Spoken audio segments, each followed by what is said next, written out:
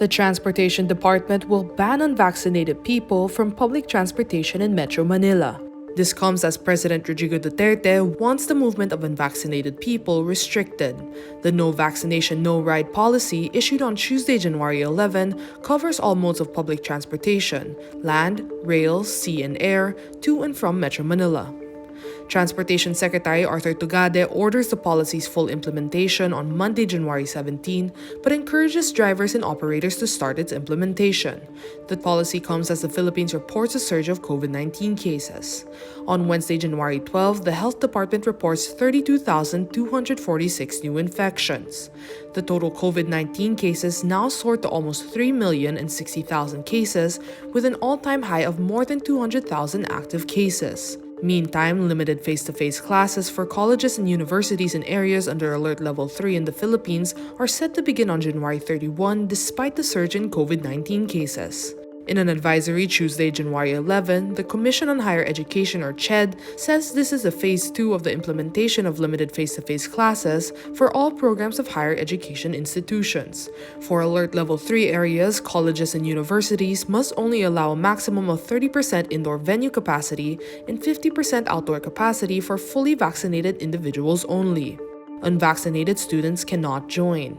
These guidelines, however, were set by the government before the highly contagious Omicron variant hit the country. Nobel Peace Prize laureate and Rappler CEO Maria Ressa asked Filipino senators to draft legislation that would make social media platforms liable for what they allow to proliferate online. During a Senate hearing on disinformation Wednesday, January 12, Ressa says that while this is not possible in the US, this is possible in the Philippines. Section 230 of the US Communications Decency Act shields internet service providers, social media giants, and website owners from liability over the content posted by another person. It's a 1996 law that essentially allows these platforms to act like publishers without the constraints or liability of publishers. And I guess when you ask me, what can we do in the Philippines? Well, the Philippines has no Section 230.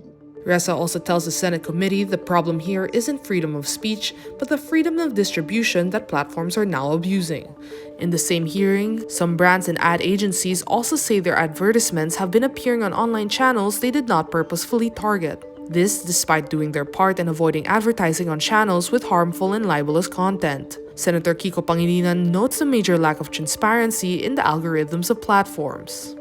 It looks like there seems to be a gap when it comes to social media platforms. We are limited to content of the ads, except that these ads, when placed in YouTube channels that are notorious for disinformation, are therefore monetized by these channels, and therefore indirectly, enabling disinformation. Need more context, clarity, and perspective? Get the full picture with Rappler Plus. With exclusive content and events, you'll get an opportunity to discuss issues with reporters, experts, and featured guests while helping Rappler continue its fearless journalism. Join now.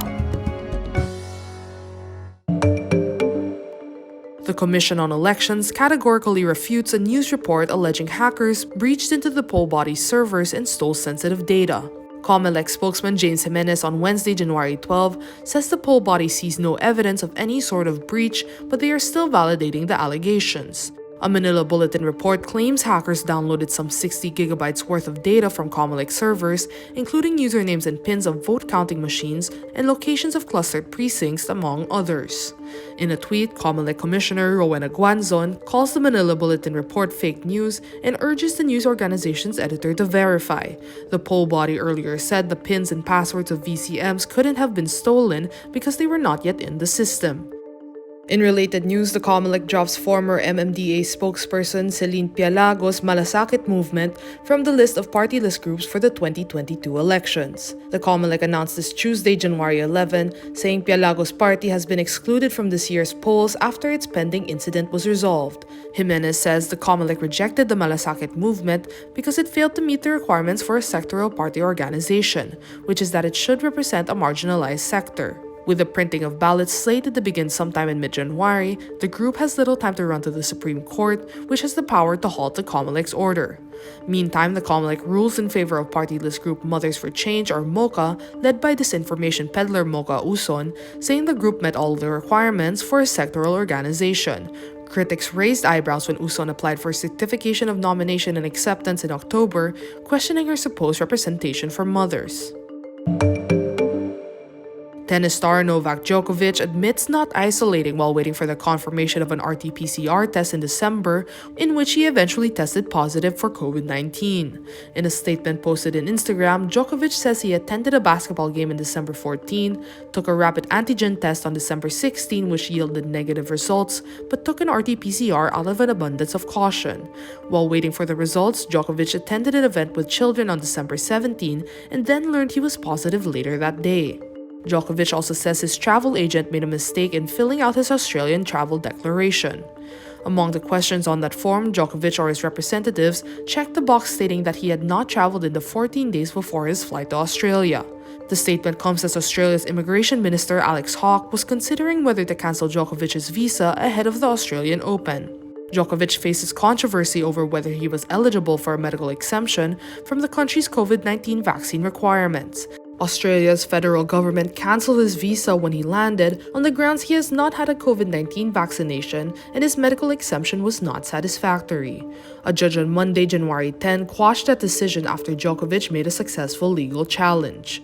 But the Australian government says it is considering whether to use discretionary powers to cancel Djokovic's visa. Two members of Pinoy pop boy group BGYO tested positive for COVID-19 on Tuesday, January 11.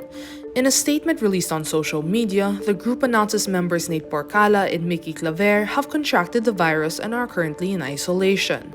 Nate is asymptomatic and has since tested negative in his antigen swab and is now waiting for the results of his RT-PCR swab, while Mikki is experiencing some symptoms.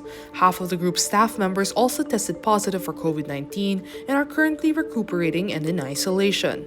Composed of Jello, Akira, JL, Nate, and Mikki, BGYO is a 5-piece boy group that debuted in January 2021 after years of training under ABS-CBN's Star Hunt Academy.